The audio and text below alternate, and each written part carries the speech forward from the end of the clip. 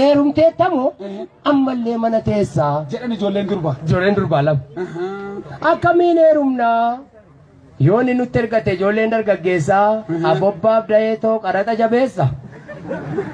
Abobbaadhaaf dayeeta mirii jajjabeessa yoonni maqaa keenya dhaye ijoolleen dargaggeessaa. Amma mucaan abbaa baluu kuni sireerumarra ciisan qabaa amma mana keessaa. Jedhani. Jedhee abobbaaf dayeeta mirii jabeessaa maal maqaan sireechaa silumaa waddeessaa. Bultuma jaljeessaa wal jaallatanii jennaan lafa yoo wajjin rafa maaluma balleessaa jette.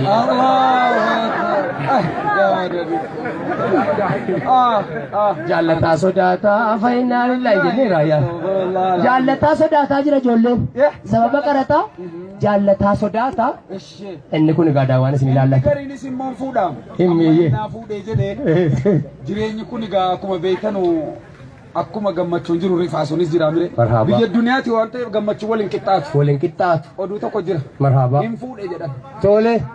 Yeroo fuudhee ka'uu qabeenyaan inni qotee bulaadha. Marhaba. Kaadima mana keessaan qabu. Eeyyee. Isiin hamilii horatte.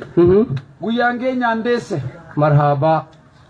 Yeroo kana inni ganamaan hiikkatee horii isaa dhaqee qamadatee qotaa oolee galgala keessa dadhabe. Nama qotee beeku beekasa kana tole. Akkasii barqaanni isaa hiikkate. Yeroo inni dhufee mana ga'u. Marhaba. Gindoo isaa lafa gahatee kara mana diinqaa ol laqee amma.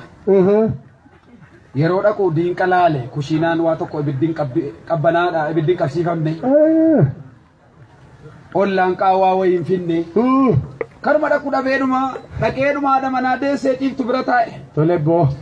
Yeroo inni ilaalu fuuldureessi saanii wayitu ta'a. Mooqa fakkaata saanichi. Jennaan ilaale cal jedhee saanitti dhuma kana ilaale. Isiin immoo isa laalti. Jennaan maal ilaalta mooqaam jetteen. Tole. Beekaam jedheen. Deenciisaam jetteen. Tole. Qoteenii keem jedheen. Tole. Tole. Lafatti hin gannaqaam jette.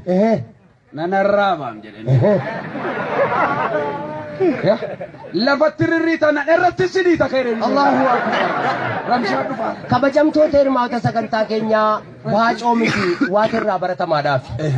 Waa kassabachuun, waa guduufachuun gaafa nama fayyadu qabaadhaaf ustaazii keenya kanatti dhiyeessan. Keessumaa qonnaan bulaan akka irraa miti ganna dhufuu jira. Gaafa qotee gale dargaggoon gaafa buna mannee 20-30 dhaabee galee diinqa ho'aatti yoo ol galee waa guduunfatee qabaatee amijjoo isaa kanaan qucurfataa mooqa isaa kanaan abbuuqqataa. Hedduu hedduudhaan isa rabbii isaa kadhataa. Inni kaan egaa isinitti muun jabaataa jabanatti isaa qucurfataa. Jabanaa jechuun kun caatiidha. Caatiidha. Caatumti kun naasoo jedhaniin bara tokko. Maraabaaf boqaan isin ajaa'ibu. Caatumti kun haasaa qaba jedha naasee. Dubbii kaasaa eeyyee. Dubbii kaasaa. Yaa rabba samaa yoo largee. Caatii kanayyii. Qaallichuma tunuma qamamu malee. Tole. Sangaa sin qotan. Buna sin haraman. Innis hin ta'u. Ajaa'iba.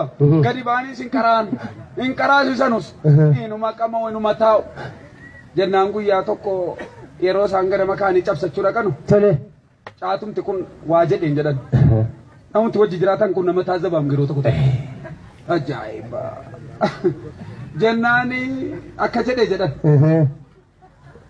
Eesii jedheen jedhan abbuma caatiitti naasaa. Tole. Ajaa'iban jetture.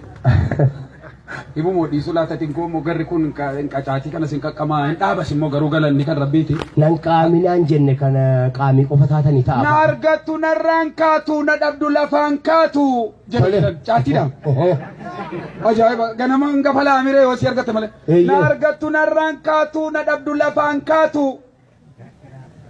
Qabeenyaa kee aramaana nyaatu warri kan kee kan abbaa qabeenyaa taatu jedhan. Allahu akbar. Caatuma kana tuyyuu gisee aaree kareera ajaa'iba. Kana jedha. Hundumtu nu haa tiksu malee. Ani barbaadu nama raatu na argattu narraan kaatu. Yoo na dhabes lafaan kaatu. Abbaan na qaammatu nama na dhaabbatu jechuu barbaade itti fakkaata. Uuma karaa. Allahu akbar. Ummata dargaggoo, ummata sawaa, ummata garaadoo. ummata dambii ummata qabatan diinii nabii sallallahu alaihi wasallam rabbi nu haa milkeessu Aamen. Waan faranjiin tokko jedhe qofa isinii galmeessu.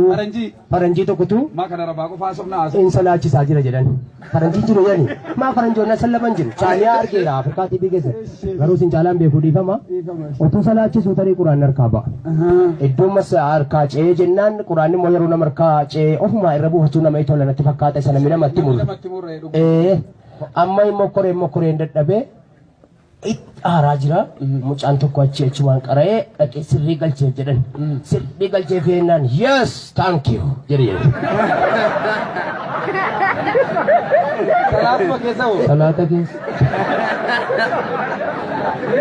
yaa rabbas maal Allahu akbar silaa baacoona naamala dhagaa akka tokko isinii dabala akkuma kanatu salaachisanuu yeroo quraanni harkaa badee jedhu saffii ittaanee inni jiru kun itti meera. Isaan hin didu ofii sirreeffachuudhaaf didu itti meera dhabee dhiiseeranni kun dallanee. Isaan godaasuni ammallee ni mamne se'anii ol qabanii qaraanii ennaan isaanas itti mameeran didan malee jiran jiran.